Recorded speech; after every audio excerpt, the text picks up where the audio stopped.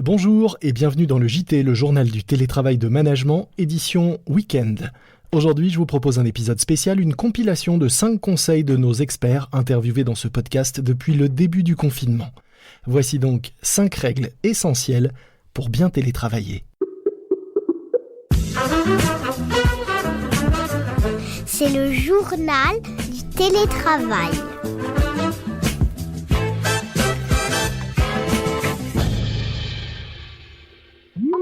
Première règle du télétravail réussi, se créer un véritable espace de travail. C'est le conseil que nous donne Manal Rajdi, l'un des plus talentueux architectes du moment qui travaille notamment sur l'hybridation des lieux de vie et de travail avec des projets comme 1000 arbres, un ensemble qui verra bientôt le jour à la Porte-Maillot à Paris.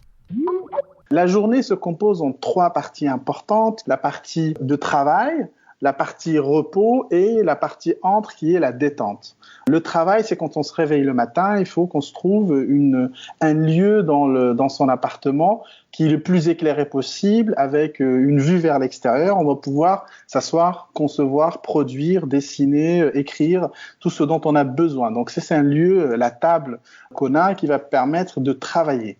Cette table-là, ce lieu-là doit être différent du lieu où on va manger, par exemple. Même si on n'a qu'une seule table, il faut faire en sorte de changer d'emplacement pour avoir une autre vue, une autre orientation. Donc, on scénarise un peu la manière dont on habite son espace. Il faut devenir le Tarantino ou le Fellini de son appartement. Et puis, faut toujours éviter de travailler là où on dort. Quand on n'a pas le choix, on n'a pas le choix, mais il faut scénariser aussi la zone de sommeil, de la zone du travail, et puis la zone de détente aussi. Il faut réussir à trouver ces zones-là qui vont envoyer des infos différentes à son cerveau quand on s'y installe. Et donc, du coup, on profite mieux de son espace et de son appartement pour pouvoir être dans des positions agréables et pouvoir travailler et supporter ce confinement. Et en dehors du confinement, ces organisations-là doivent être aussi traitées de la même façon.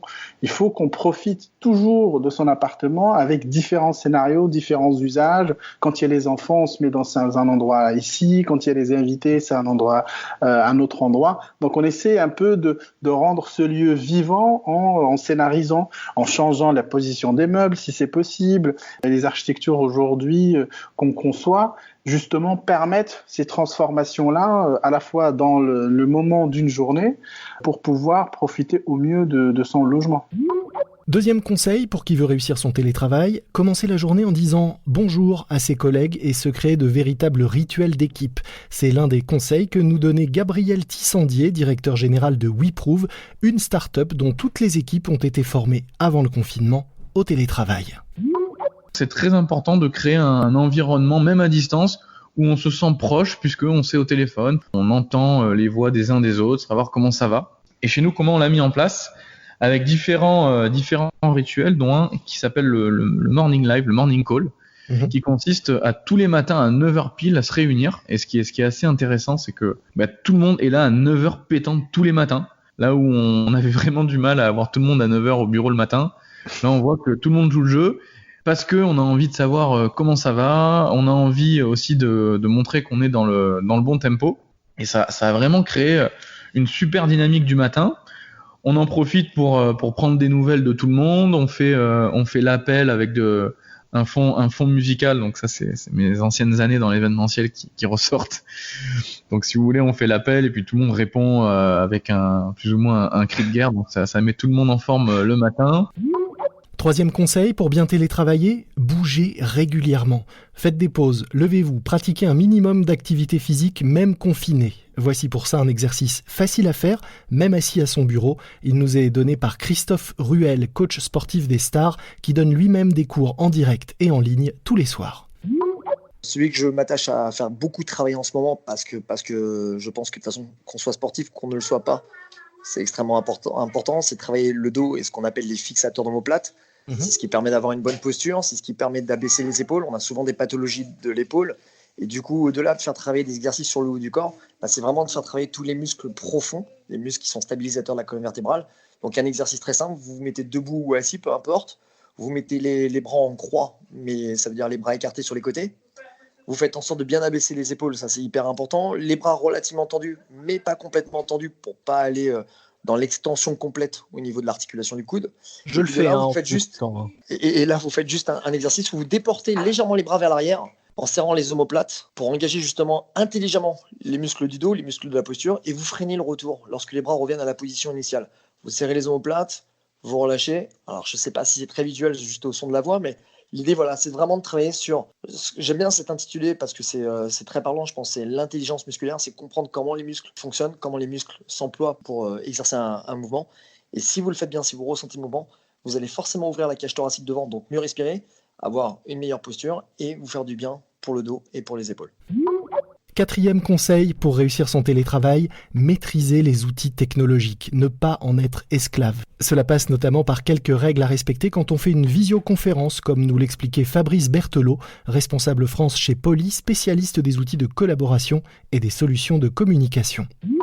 Dans les premières choses à faire, c'est effectivement de faire en sorte de respecter l'heure de démarrage. C'est vrai que le nombre de réunions qui doivent commencer à 10h et qui commencent à 10h10 ou 10h15 parce que effectivement on n'arrive pas à se connecter ou ça fait, etc. Donc il y a des problèmes où les gens sont en retard, fait que quand vous perdez 10 minutes et qu'il y a 20 personnes, c'est 10 minutes qui sont perdues pour 20 personnes. Donc, vous imaginez le temps que ça a de perdu pour l'entreprise.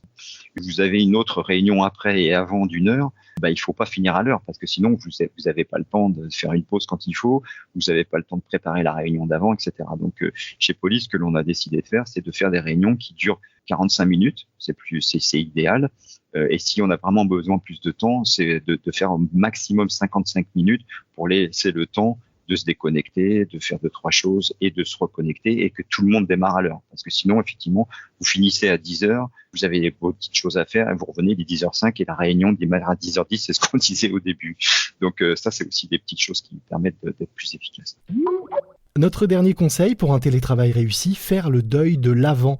Ne pas essayer de faire comme si la situation était normale, ne pas essayer de faire comme avant. C'est la leçon de Pierre Blanc-Sanoun, coach de dirigeants et spécialiste des techniques narratives. Faut surtout pas essayer de faire comme si tout était normal et essayer de refaire tout comme avant. Il vaut mieux essayer d'inventer comment on va faire après.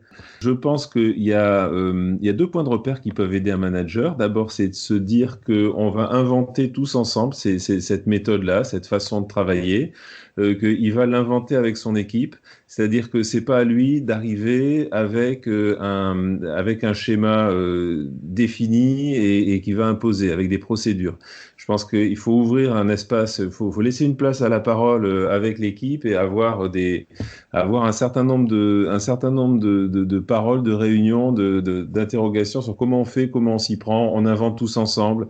Ça va être la merde au début, c'est pas grave. On se laisse un peu de temps pour trouver la meilleure façon de travailler, tu vois. Ça veut dire que le manager, il doit être indulgent. Il faut faire baisser la pression. Il faut dire, OK, on fait comme on peut, là. On est dans une situation entièrement nouvelle. De toute façon, l'année 2020, a priori, en termes de performance, ça va pas être l'année du siècle. Donc, on va se calmer. On va essayer de regarder un peu quelles sont les meilleures conditions relationnelles dans lesquelles on peut continuer à assurer une continuité du boulot. Ça veut dire quelles sont les priorités. Et quand on se dit quelles sont les priorités, ça veut dire qu'est-ce qu'on laisse tomber. Il y a des choses qu'on peut plus faire.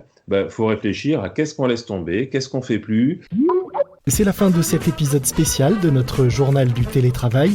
Je vous dis à lundi, soyez prudents, respectez les consignes et les gestes barrières, restez chez vous, portez-vous bien et bon télétravail à tous.